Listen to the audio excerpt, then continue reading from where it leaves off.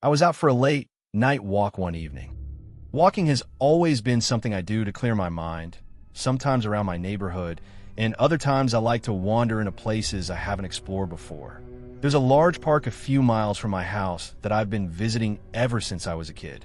It's so big that even after all these years, I'm sure there are trails I've never seen. That night, as the sun was fading, I noticed something strange. A narrow opening in the trees. A trail I had never seen before. It tugged at my curiosity. Before I could second guess myself, I was walking into it. It was already past 7 in the evening. The light was fading fast, and I knew the park had a curfew. Normally, I wouldn't push it. I didn't like the thought of being alone in the woods at night. But this trail pulled me in. I walked for maybe a mile before I told myself it was time to turn back. The sky was dimming, and the shadows between the trees were growing darker. That's when I saw it. Off to my left, through the trees, stood a cabin. I froze. This park was not a campground. It was public land, a place for hiking, fishing, and picnics. I had been coming here since childhood, and never, not once, had I heard about a cabin hidden out here. The building looked old, weathered wood, broken shingles, windows dark, and clouded with dirt. It was clearly not maintained, but there it was, standing in the middle of nowhere. Something in me said I should leave, that I shouldn't go near it. But my curiosity was stronger. Against my better judgment, I crept closer, keeping at least 20 feet away, just in case. I circled slowly, studying it from different angles. And then, out of nowhere, I heard it. A pounding sound, like fists slamming against wood or glass. My chest tightened.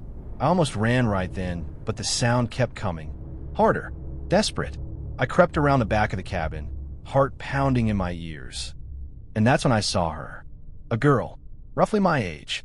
She was in the basement, pounding on the filthy window and screaming for help. Her voice cracked from exhaustion, but I understood enough. She was begging to be freed. I rushed to the window, trying to pry it open. But then, her face changed. Her fear deepened, and she pressed a finger to her lips, signaling me to stay quiet. The message was clear. Whoever had done this to her might still be nearby. I swallowed hard. I pulled out my phone to call the police. No service. Not even a single bar. My chest went cold. Thinking fast, I opened my phone's notes app, pressed the screen against the glass, and typed, "Are you in danger?" She nodded. Tears welled in her eyes. I typed again, "Is anyone here right now?" She shrugged. Her lips trembled. She didn't know. I mouthed, "I'll get you out." Then I sprinted to the front door. Locked. Every window I tried, also locked. My anxiety was rising, heart racing so loud I thought someone might hear it. I needed something heavy. I scoured the woods, grabbing the first large stone I could find. I returned to the basement window, lifted the stone, and smashed it against the glass. The window shattered. Shards fell inward. The girl flinched, backing away. I reached in and tried to pull her out, but the opening was too small. That's when I did the unthinkable. I took the stone to one of the cabin's main windows and shattered it with all my strength. The crash rang through the woods like a gunshot. I held my breath, waiting, listening, but the forest stayed silent. I climbed through. The smell inside hit me first. Stale, moldy, metallic. I grabbed a kitchen knife from the counter, my only protection, and crept through each room. Empty. Dust, old furniture, broken lamps. No sign of anyone living here recently. Finally, I found the basement door. I rushed down the steps and froze. There she was. She was trapped inside a small cage, barely big enough to lie down in. Her clothes were torn, her body covered in bruises and scars. She looked half, starved, dehydrated. Her eyes barely stayed open. Beside the cage was a lock, rusted but solid. I frantically searched until I found an old sledgehammer leaning against the wall. I wedged it under the lock, forcing it with everything I had. The lock snapped. The girl stumbled out, her legs trembling. She could barely stand, let alone walk. I found a pair of worn shoes by the door and slipped them on her feet. We needed to move. Fast. I wrapped my arm around her in half, carried her toward the trees, back toward the way I had come. The woods were almost completely dark now. That's when we heard it. A car engine. distant but getting closer. The girl's voice cracked as she whispered, "It's him." Panic surged through me. I tightened my grip on her, urging her forward. The headlights hadn't appeared yet, but they would. We stumbled through the dark trees, moving as quickly as her weak legs allowed. Branches clawed at us, roots tried to trip us, but somehow we stayed ahead. By the time the car pulled up near the cabin, we were gone, hidden in the woods. He didn't see us.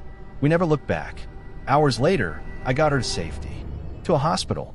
She told the police everything she could about the man who had kept her locked away in that nightmare cabin. Her name was Rachel. I stayed with her as long as I could, until doctors assured me she would survive. But life pulled me away after that. I never saw her again. I don't know if the man was ever caught. I don't know if he's still out there.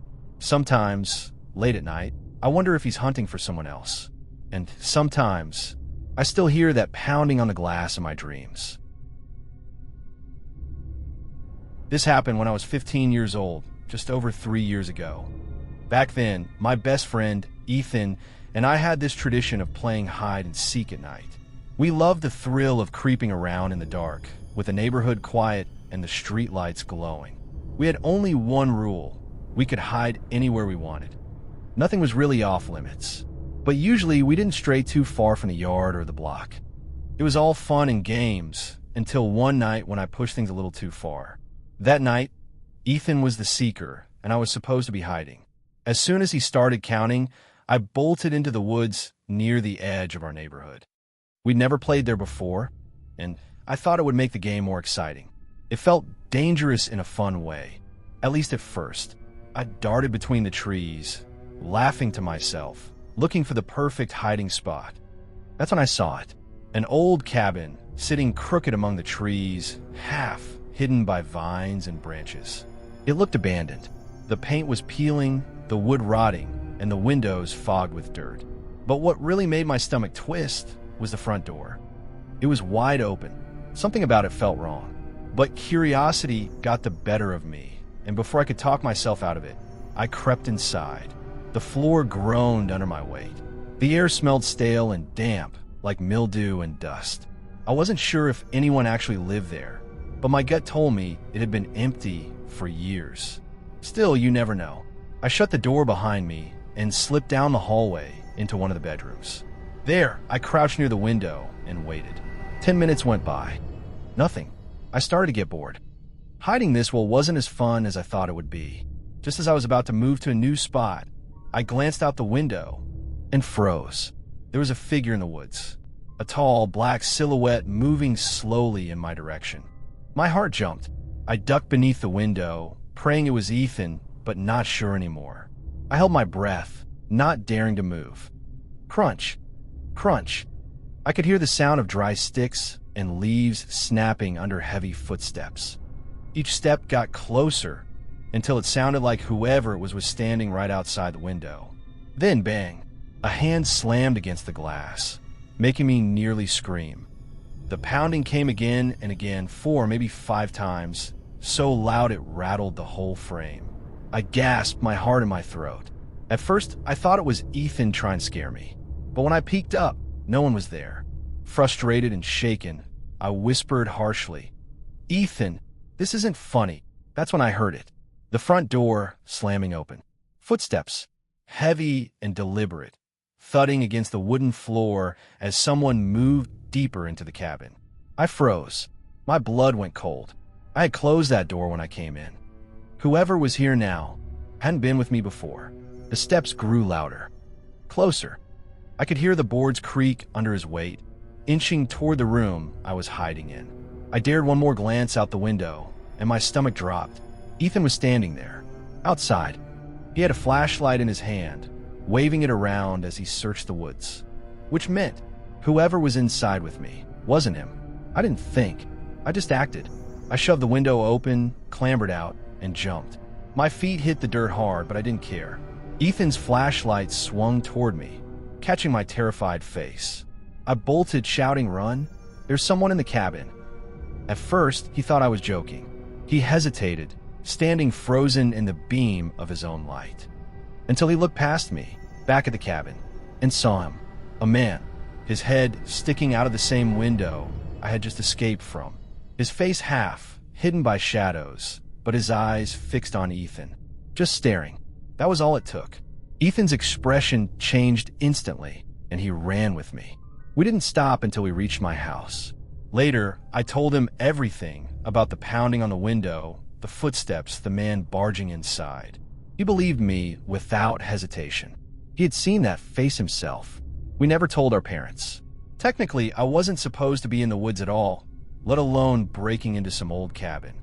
But we both knew the truth. What happened that night was real. I learned my lesson the hard way.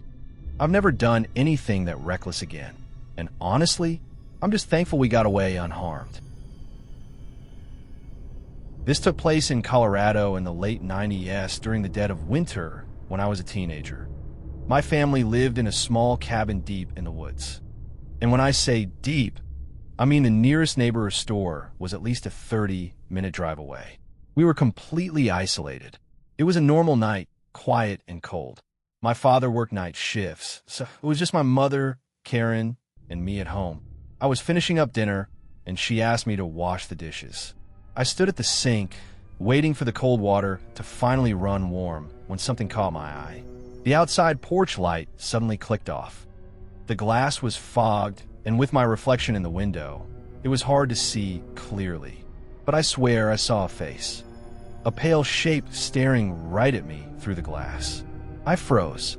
My hands gripped the edge of the sink. I wiped the window with a rag, desperate to see better. And just as the fog cleared, an extremely bright light beamed directly into my eyes. I flinched. The glare burned. I turned my head away, squinting hard. And then, just as suddenly, the light snapped off. But in the dark, he was still there. A figure, watching me from the edge of the woods. My mother walked up behind me, placing the last of the dishes in the sink. I snapped back to reality and stepped away quickly. She frowned, asking what was wrong. I told her that there was a man outside, that he had shined a flashlight right into our window. She didn't believe me. She thought I was joking, just playing around. She hadn't seen the light. Her back had been turned. I kept insisting, but she brushed it off. When I finally worked up the courage to look again, he was gone. Nothing but snow and trees. Relief washed over me until the doorknob rattled. Metal clinking against metal, twisting violently. Someone was trying to open the door. My mom screamed. She grabbed a small kitchen knife, and I did the same. The sound grew more violent, jerking, pulling, and then the man started kicking the door. Heavy thuds echoed through the cabin. He was trying to break in. Panic surged through me. But then, fate saved us. Headlights flashed through the trees. Tires crunched on the icy driveway. My father, David, had come home early from his shift. The man must have seen the lights, because he bolted. But my dad was already out of the truck, Glock 19 in hand. He didn't hesitate. He fired, 5 sharp cracks splitting the night. Every single shot hit. The intruder collapsed into the snow, motionless. By the time we ran outside, the man was dead. When the police arrived, it was clear what had happened. Self-defense. The man had been on our property, forcing his way inside. But what the officers found on him still haunts me to this day. In his waistband was a handgun. In his coat pocket, a 6-inch hunting knife, razor sharp. He also carried mace and a pair of handcuffs. Whatever he had planned for us, it wasn't good. If my dad hadn't been let off work early that night, I don't think my mother and I would still be alive.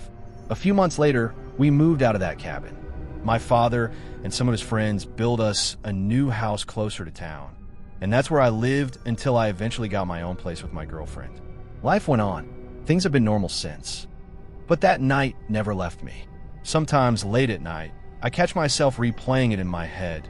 The face in the window, the rattling doorknob, the flashlight beam in my eyes. And I wonder what would have happened if my dad hadn't come home when he did.